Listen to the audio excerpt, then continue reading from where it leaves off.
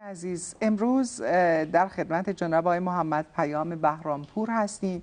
ایشون کارشناس ارتباطات و سخنوری هستند و قصد داریم که در مورد سخنوری و در واقع راه‌های برقراری ارتباط در خانواده از طریق گفتگو و سخنوری بیشتر با ایشون صحبت بکنیم. من سلام دوباره عرض میکنم خدمت شما جناب آقای بهرامپور، خیلی خوش آمدید. متشکرم. منم سلام دارم خدمت شما و بینندگان محترم برنامه خوبتون. زنده باشید، سپاسگزارم. برای من نوشتن موضوع برنامه عزت نفس و سخنوری به عنوان یکی از راه‌های ارتباط در خانواده. ممکنه خواهش بکنم اول به ما بگید که ربط این دوتا به هم دیگه چیه؟ بله، متشکرم از سوال خیلی قشنگ و عالی. ببینید، عزت نفس سلامته، منتها سلامت روح ما هست. بله. ما مثلا وقتی میخوایم تو یک مسابقه شرکت کنیم، یک مسابقه ورزشی، مسلما اول سلامت جسمی ما رو چک میکنن، بعداً میرن مهارتامون رو میسنجن. و عزت نفس هم سلامت روح ما هست. بله. و مثل اعتماد به نفس نیست. اعتماد به نفس اگر از یه حدی بیشتر باشه دیگه خب بده، حالت خوبی نداره و میگن اعتماد به نفسش دیگه خیلی زیاده. بله. اما عزت نفس مثل سلامت میمونه. اصلا ما سلامتی زیاد نداریم، هر چقدر بیشتر باشه خدا رو شکر بهتر هست. عزت نفس یعنی که من خودم رو ارزشمند بدونم و همه دنیای اطرافم رو ارزشمند بدونم. بله. یعنی دوست دارم خودم موفق شم، خودم خوشبخت باشم و خوشبختی رو برای همه بدونم. این همه مخصوص آدم ها هم فقط نیست. حتی حیوانات، حتی درخت ها، هر چیزی که تو محیط اطراف هست رو بهش احترام بذارم و دوست داشته باشم که اونها هم خوشبخت باشن و حالا حداقل بگیم که آسیبی نرسونیم بهشون حداقل. بله. خب بنابراین لازمه یک ارتباط خوب تو خانواده اینه که ما این دیدگاه رو داشته باشیم، یعنی عزت نفسمون باید درست باشه. بله. عزت نفس وقتی که بالا یا پایین باشه یک سری رفتارهایی رو در پی داره و اگر رفتارهامون رو تغییر بدیم عزت نفسمون هم کم و زیاد میشه. یعنی یه چیز دو طرفه است. مثلا اگر من عزت نفسم بالا باشه، به جای اینکه بیشتر انتقاد کنم از شما بیشتر تعریف میکنم، از همه بیشتر تعریف میکنم، از خودم حتی بیشتر تعریف میکنم تا اینکه از همه بد بگم، از خودم بد بگم، از دیگران.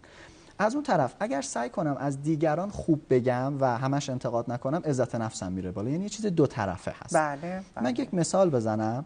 یک لیوان آبی زمین هست، یه بچه داره تو خانواده میدوه، پاش میخوره به لیوان آب و یه نفر از اون داد میزنه بچه مگه کوری؟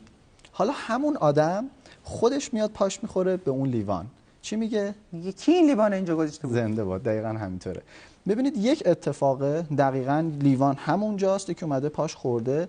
دفعه اول مقصر اون کسی که پاش خورده، دفعه دوم مقصر اون کسیه که اینو گذاشته اونجا. این یه نمونه از عزت نفسه که ما مسئولیت کارهامون رو نمیپذیریم. پس خیلی مهمه که نگرشمون چگونه است. دقیقاً همینطور. عزت نفس میشه به نوعی گفت نگرش ما هست که تبدیل میشه به رفتار ما. بله، بسیار عالی، خیلی ممنونم.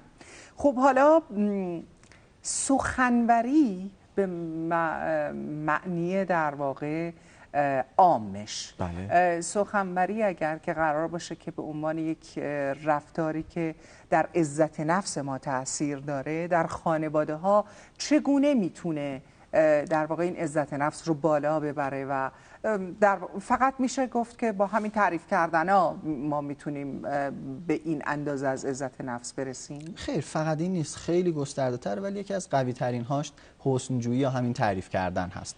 من یه خورده راجع به این تعریف کردن صحبت کنم، بعد بریم سراغ اجزای دیگه و راجع به چیزهای دیگه صحبت بکنیم. پارامترهای دیگه عزت نفس. بفرمایید. ببینید، در روز ما چند بار از دیگران انتقاد میکنیم، هممون، و چند بار به ما انتقاد میشه. بعد در روز چند بار تعریف میکنیم و چند بار از کار ما تعریف میشه. متاسفانه تعداد انتقادها خیلی بالاست و اون کار خوب، اون کار درست خیلی کم دیده میشه و خب این اتفاق خیلی اتفاق خوبی نیست. نشون میده که گویا یه سطحی از جامعه باید بیشتر روی عزت نفسشون کار کنن تا این رو ارتباط بدن. نمیتونم واقعا اینو بگم که تو هر جامعه چطوره، چون اونقدر دقیق نبودم بخوام بگم اینجا اینطوریه اونجا اونطوریه. البته خب ما میدونیم که تو جامعه ما این شکلی هست. متاسفانه اینو میدونیم. و حالا جاهای دیگه کمتر زیادتر داره. خیلی وابسته به این هستش که توی دوران کودکی و توی مدرسه چه آموزش هایی داده شده. توی مدرسه به معلم گفتن از بچه‌ها تعریف و تمجید کنید یا اینکه معلم بچه‌ها رو دعوا میکنه بیشتر. چون این بچه‌ها کارشون الگو برداری هست. یعنی این عامل بسیار بسیار مهمه. یا توی خانواده ما نگاه می‌کنیم یک کودکی میاد یه نقاشی میکشه، دو تا رفتار داریم از یک پدر یا مادر. یکی میاد تعریف میکنه آفرین چقدر کار خوبی کردی، چقدر قشنگ کشیدی. یکی دیگه این درخته. خب دو تا اثر داره رو اون بچه. اون عزت نفس کم میشه چون احساس میکنه ارزشمند نیست، چون احساس میکنه کار درستی رو انجام نداده. درسته. یک رفتار و دو تا نتیجه. بله. یا یه مثال دیگه متاسفانه خیلی متداول شده. الان توی خونه که میریم، توی آیتم قبلی برنامه هم گفته شد که خب سرمون تو موبایل هست. یه بچه‌ای میاد و میگه که نقاشیم قشنگه. خب من پدر حوصله ندارم جواب بدم آره خیلی قشنگه و میرم دوباره سراغ موبایلم. متاسفانه چیزیه که یه خود زیاده اون بچه خیلی متوجه نشده. متاسفانه این حسو داریم و این اتفاق بد که شما خیلی به زیبایی بیان کردین این هستش که اون بچه خودآگاه و ناخودآگاهش متوجه این موضوع میشه که من ارزشمند نیستم. و بعد میریم جلو 20 سال آینده میبینیم که اون بچه به خاطر اینکه احساس ارزشمندی بکنه به هر درخواستی میگه بله. بستگی داره دوستاش چی بگن. اگر جنب بدی باشه به هر درخواستی میگه بله، چون میترسه نکنه اینها هم احساس کنن من ارزشمند نیستم. بنابراین میبینیم افرادی که تو دوران کودکی به عزت نفسشون توجه نشده، به شخصیت اون فرد احترام زیادی گذاشته نشده، خب دچار مشکل میشن. البته به این معنی نیستش که تو بزرگسالی نمیشه تغییرش داد، نه میشه تغییرش داد. ما باید رفتارهایی رو جایگزین کنیم. آگاهی در واقع من فکر میکنم خودش اولین قدمه برای دقیقاً همینطور هست. 6 پایه میگم برای عزت نفس وجود داره. این پایه ها رو نگه دارید، یک به یک برمیشماریم. متشکرم. خیلی متشکرم جناب آقای بهرامپور. دوستان عزیز ادامه کار رو به همکارانمون میسپاریم و بعد از اون در خدمتتون خواهیم بود با ادامه بحثمون با جناب بهرامپور.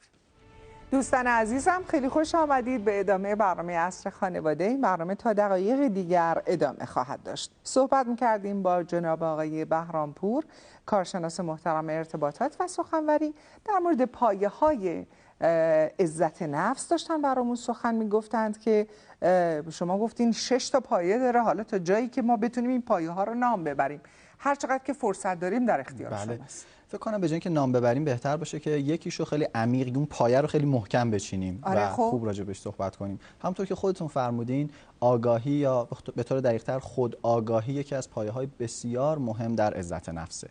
اینکه خودم رو بشناسم، بدونم هدفم تو این زندگی چیه، واقعا چی میخوام.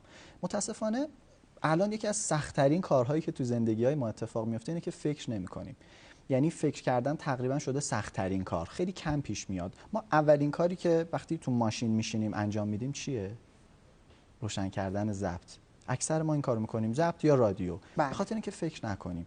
و اکثرا میبینید تا میبینیم یک لحظه بیکار هستیم میریم سراغ موبایلمون. یعنی تا حد ممکن داریم از فکر کردن فرار میکنیم و به خاطر همین خیلی‌ها سالیان سال از زندگیشون میگذره. آخرش میگیم خب چی شد؟ حرف خاصی ندارن که بزنن، میگن زندگی کردیم دیگه، یه نفسی رفت و اومد و واقعا هدفی نداشتن. اون شفافیت توی زندگی وجود نداشت که دقیقاً بدونن چی میخوان چه خدمتی به خودشون بکنن، چه خدمتی به دیگران بکنن و اون روزی که باید دنیا رو ترک کنن چه اتفاقی میفته. خب میدونیم، فکر میکنم یه عددی از خودشون به جا گذاشتن. دقیقاً همینطوره. من میگم باید بیشتر از یک نفر باشن. یعنی ما نباید به یه نفر بسنده کنیم، باید خیلی بزرگتر و خیلی بیشتر از یک نفر و اثرگذارتر از یک نفر باشیم توی زندگی هامون. و این خیلی اتفاق بدیه که داریم. یه جوری سبک زندگیمون میشه عادت کردن به یک نواختی و یکسان بودن و اینکه ببینیم بقیه چی کار میکنن، ما هم همون کارا رو انجام بدیم و خیلی نرمال زندگی کنیم، زندگی بدون دغدغه. خب این خیلی درست نیست، چون خودمون رو قاعدتا خوب نشناختیم و خب اثری نداریم. فکر میکنم 80 میلیارد نفر اگر اشتباه نکنم الان زیر خاک هستن. بله من فکر کردم 80. نه رو کره زمین نه روی زمین نیستن. و چند نفرشون رو ما میشناسیم، چند نفرشون اثری داشتن. حالا شناخته شدن مهم نیست، یه موقع نامی به جا میمونه، یه موقع اثری به جا میمونه. بله. چند نفرشون بودن که اثری به جا گذاشتن؟ تعدادشون خیلی کمه، به خاطر اینکه اکثرا شفافیت نداشتن به خودشون که چی میخوان از این دنیا و میخوان چه اثری از خودشون به جا بذارن. این خود آگاهی خیلی مهمه. وقتی خود آگاهی باشه، خودمون رو ارزشمند بدونیم، دیگه نمیایم تو هر چیزی خودمون رو با دیگران مقایسه کنیم. متاسفانه مقایسه خیلی زیاد شده. ما داریم پولمون رو با یکی مقایسه میکنیم، زندگیمون رو با یکی، اعضای خانوادهمون رو با یک کس دیگه و این مقایسه ها خیلی غیر استاندارده و یه خورده تصورات عجیب غریبی داره بر ما میذاره و عملا نارضایتی خیلی زیاد میشه. به خاطر همین نه خودمون رو دوست داریم نه اطرافیانمون رو. بنابراین باید مراقب مقایسه کردن باشیم. این مقایسه کردن اثرات فوق العاده بدی داره، مثل اینکه همین اعضای خانواده دیگه احساس میکنن دوست داشتنی نیستن و ما دوستشون نداریم. یا مثال دیگری که وجود داره بحث قضاوت کردن هست. اینکه راحت به خودمون اجازه میدیم سریعا از روی رفتار یک آدم قضاوت کنیم.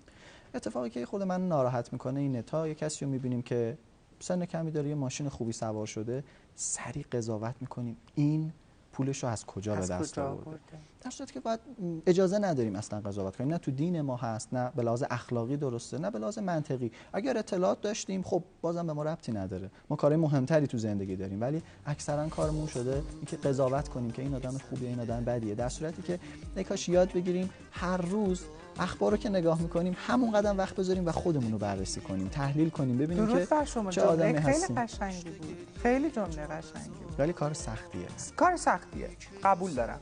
ممنونم از جناب آقای بهرامپور. امیدوارم که حتما بتونیم با شما این گفتگوها رو ادامه بدیم و به جاهای خوبی هم برسیم.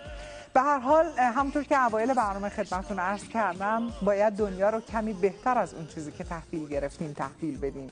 حیفه که فقط به خودمون نگاه بکنیم، به اطرافمون نگاه بکنیم. شاید یه فرزند خوب تحویل جامعه بدیم، شاید یه طرز تفکر خوب تحویل جامعه بدیم، شاید یه کمی شرایط اجتماعی رو بهتر بکنیم و فقط کافیه که یه ذره یک نفر بهتر بتونه نفس بکشه. به اتفاق جناب آقای بهرامپور از شما خداحافظی میکنم تا عصر فردا. خداحافظ.